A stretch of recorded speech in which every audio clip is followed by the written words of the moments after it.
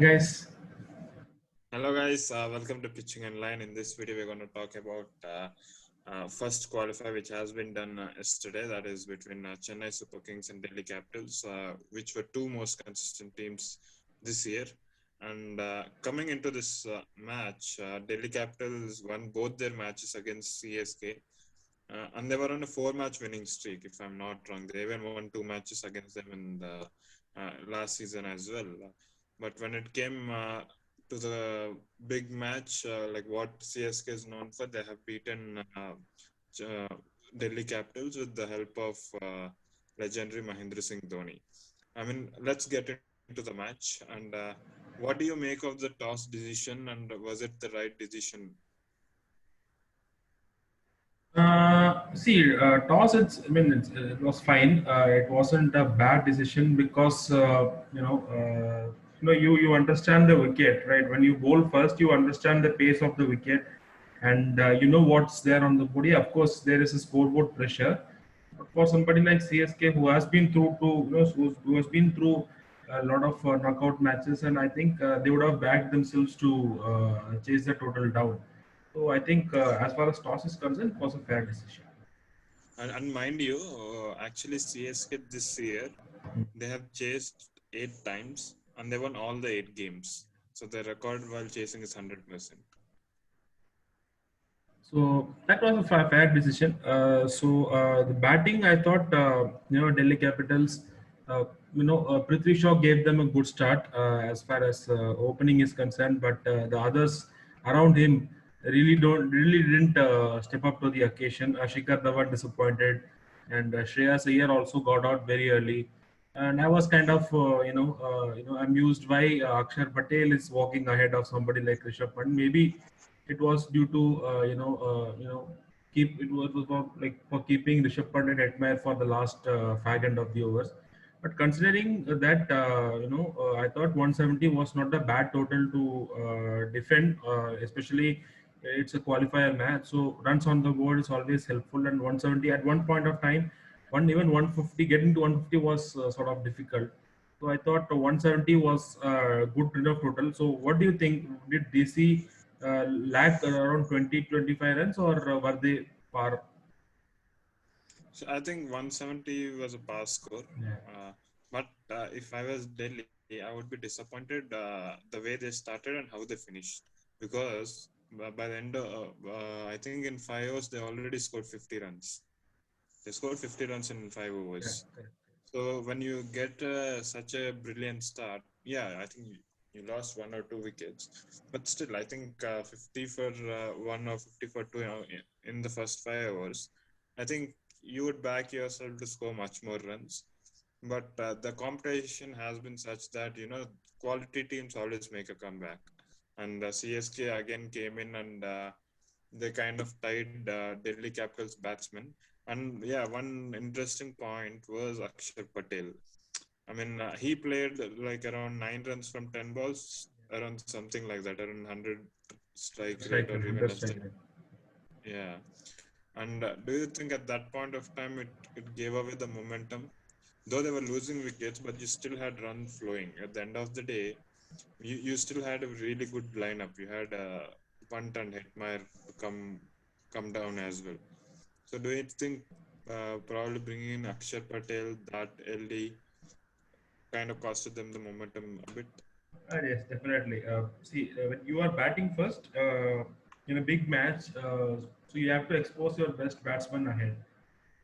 Akshay Patel, I would have agreed if the DC were chasing some total and they lost early wickets, they needed somebody to consolidate for the lower order to give that final push. Then I would have no, I would have been happy with somebody like Akshay Patel walking in. But it's a different scenario altogether, right? You had runs on the body as you lost early wickets in Shikhar Dhawan and Shreyas Iyer. But run rate was good. Prithvi Shaw was going great guns. All he needed was a good support from the other end. If it was like even if Rishabh Pant wanted to back himself to do the bulk of the hitting down the order, he could have sent somebody like Shimron Hetmeyer up the order. So I think there it was the point where they allowed CSK to get back into the game, and they really quietly strung in quite a few overs. And which kind of put pressure on the duo of Rishabh and Hetmeyer. Although they did well, but I think that impetus was cut down. Yes, and one more question about the team selection was Tom Curran. Yes, he's a bowler who goes and plays franchise cricket all over the world. But suddenly the batting order looks very bleak. You usually have Steven Smith, or you used to have Marcus Stoinis in his place. So you're practically playing with one batsman short. With what combination that Delhi was playing throughout the season, coming to the playoffs, uh, no offense, nothing against Tom Curran, but you are going with one combination. You're going with these many number of batsmen and these many number of bowlers. And Tom Curran, though he can tonk few sixes, but he's not really a batsman of quality like Smith or Stoinis. And do you think coming in making such a crucial change in the players probably made a difference? It was a gamble played by Ricky Ponting and Rishabh Pant. That's definitely, the point to accept. See, when you are dropping somebody like Ripal Patel, I agree. You need a guy who can stabilize with the ball and the bat when Stoinis is not available. But when you have decided that you have to drop somebody like Ripal Patel, why not bring in somebody like Steven Smith? And why not, if you don't want Steven Smith, there is Sam Billings also. Okay, so see, you should always imagine for the worst case scenario, like what if we lose early wickets, right? And we are batting first. So if you are batting first, and if there is no runs on the board, then what's the use of the bowlers? So for playing a bowling heavy attack, for bowling heavy team, you need runs on the board. And what if you lose early wickets? So that is the situation where DC really went wrong. And uh, see, bringing in Tom Curran in such kind of situation was always tricky, and he's not really known for that death over bowling. He might be good up at the top, but Yes, when you we'll come to it. yeah. We'll come to it. We'll come to it at the end because that has been a huge talking point. So we'll come to CSK's batting.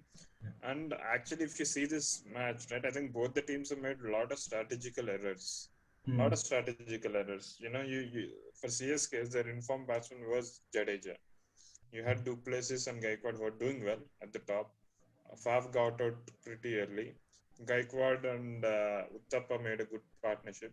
But I still felt Delhi had a good chance because Delhi kind of snapped 2-3 wickets. Hmm. And I felt not bringing in Jadeja, I mean, bringing Moin Ali ahead of Jadeja was some sort of gamble, which luckily didn't really affect them. Even sending in someone like Shardul Thakur too, which didn't even work their way. I can understand the logic behind it, but Hmm. that also didn't work it out. It was more like DC's plan were falling in place than CSK's plan. But you had the man, the legend, Dhoni coming in because he hasn't played any substantial knock throughout the league stages, and he comes directly into the playoffs, and he scored a crucial 18 from 6 balls, which sealed the deal for CSK. So, like, do you like what were the plus points for CSK in that batting chase? I think, yeah. I mean, I see. Even though that was a gamble as far as Shardul is concerned, but I won't really, I was not, disappointed in CSK's perspective because they wanted quick runs. Maybe probably the idea was to give that run rate a little push, and which will make things easier for people like Dhoni, Jadeja coming down the order. It didn't work, but Shardul Thakur, you saw the intent, right? He went away straight first ball, so he didn't want to waste any time. So I think, yeah, I mean, Moin Ali walking ahead of Jadeja was a bit amusing for me. That's for sure. Yes, and I think see DC has beaten CSK for 4 times in a row. They know the team really well, and they would have really prepared very well for the team. But definitely Uttapa came out of the syllabus. He played a very crucial knock. 50 off from 35 balls. He consolidated the innings. They actually developed the partnership. They scored around 100 runs. When you're chasing 170, when there's a 100-run partnership for the second wicket, more or less you are going to win with the batting that CSK had coming down the order. And what do you say about that move, and how, like, did Delhi miss a trick by bowling to Uttapa, or Uttapa really batted well? I think, see, as far as CSK is concerned, they always have a knack of, extracting the best from the players which who are really not known for, their A game at that big. We saw with Watson, Shane Watson. He had a good season in 2018, but in 2019 and 2020, he didn't have a great season altogether. But he scored runs where it was, where it really mattered for the team, and that's what happened with somebody like Robin Uthappa here. They could have easily replaced him with somebody like Suresh Raina. They could have gone with their tried and tested formula. Even experts like Sunil Gavaskar also told that CSK must try and bring in Suresh Raina for Robin Uthappa in that crucial qualifier. But I think Dhoni had other ideas. He trusted his players, and I thought Robin Uthappa repaid the faith, and when he came in that mode, you really couldn't do much as a fielding unit to stop him from scoring runs. Mm. And so we'll come to the biggest question that everybody is talking about, because was 20th over. Okay. Rishabh Pant had two bowlers options. One was Kagiso Rabada and Tom Curran. Kagiso Rabada, I think he bowled a couple of overs around 15th and 16th over, 14 to 17th over, something like that. And he bowled really well. It was very economical. And he also affected two wickets. There was a run out, there was a wicket also. And he's a proven player. He's an international player, and he has actually sealed the game for Delhi in these kind of situations in the past. And then you had Tom Curran, who was picking a lot of wickets. Actually, he picked 3 wickets. He was the highest wicket taker for Delhi, and he had the knack of taking wickets. And even in the first ball, he took the wicket, and there were still 5 balls to go. And what do you make of the decision? You, from Rishabh Pant's point of view, you can understand that probably he gave it to Tom Curran because he was picking up wickets. He felt, he had that gut feeling that Tom Curran will seal the deal. But you also had Rabada, who is an experienced pro. I mean, what is your take on that? Hey, Rishabh Pant in the post-match presentation, he told that the same thing he told. He told that he wanted to prefer Tom Curran only because he bowled well in the initial stages of the game.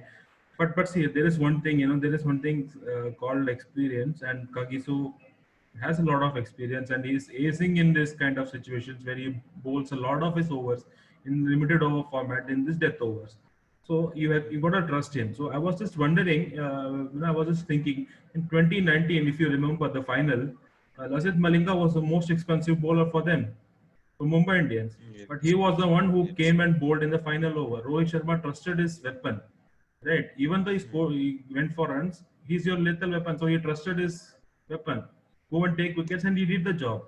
So see, for Yeah, and people, that was a master stroke. yeah. That turned out to be master stroke. So, Mm. for people like Grabada, you have to trust him.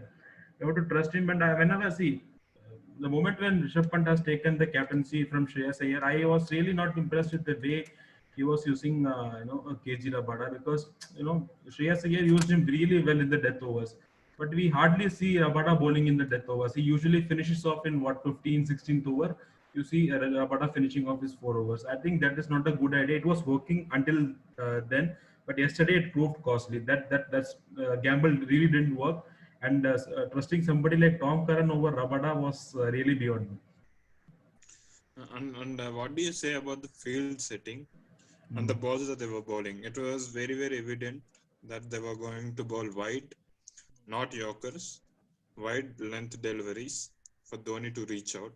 And it became very, very predictable. I think even we who were sitting and watching the game, you could understand seeing the field, and seeing the field and the way they were bowling. I think even Dhoni kind of knew it. He immediately knew that they are going to bowl only that wide length delivery. Do you think they could have mixed it up, bowled a bouncer or a wide yorker, or do you think were they too worried about a helicopter shot playing? Because again, the length, the length of the boundaries also were long. Where do you think could at what point do you think they could have done things a bit differently? Delhi Capitals. See, one thing is, Rabada had to bowl the final over. Okay, fine. If you Yeah. even if you trusted Tom Curran to bowl, okay, fine. It's your gut feel. It could have gone either way also. That's completely fine for me. But I think I thought DC weren't really attacking Dhoni, and it's very safe to say that Dhoni is not the old Dhoni which we are used to see. In his olden days, in his prime days, when you if you even if you bowl a Yorker to him, he will convert into a full toss and he will hit it for a six. But this Dhoni is, it takes a little time and hasn't had any game time. So all he had to do is mix the balls up, mix the pace, or change of pace, bowl Yorkers, bowl bouncers. Try to make him force a mistake. But I think DC bowlers, especially Tom Curran, really played up to the hands of Dhoni. And Dhoni, with his experience, I think a bowler like Tom Curran wouldn't have troubled him much in that scenario. And a last word before we finish the video is about Dhoni, Mahendra Singh Dhoni. Yeah. I mean, what an innings, man! I was, as a fan, when I was watching it, I thought, okay, Dhoni is not the Dhoni of his prime, and this season his numbers has been very poor, like very poor on Dhoni's standards, like very poor. He scored like what, only 100 runs in 14 matches. That's really less, and his average is also around 18, 20, something like that. So I was worried. I didn't, and I was worried because Jadeja still hasn't come in. I thought Dhoni probably came in for left-right combination in the middle, but I was still worried whether this could be a mistake of not sending Jadeja early, because even how much of a form you are in, you need minimum number of balls to change the game. But Dhoni, it was like vintage Dhoni. He came in, he smashed his six and three fours very calmly. There was no running, nothing. Finished it off four fours, four boundaries. Finished it off, and he went off with more than four. I think more than three deliveries that has remained. But okay, but as far as Delhi Capitals is concerned, see, this is the benefit of ending up in top two. You still have a chance. You still have a crack. But if it's an eliminator, you don't have that. You have to win the match, otherwise you're knocked out of the tournament. And as far as Delhi will be, I think they wouldn't like it to again go back to Sharjah, again come back. But at least they'll be grateful for the option, for the opportunity that they have, and they want to take it. And as far as CSK, they'll be sitting in Dubai and they'll be waiting for their oppositions in the final. That's it, guys. See you in other videos. Tata, bye bye. See you.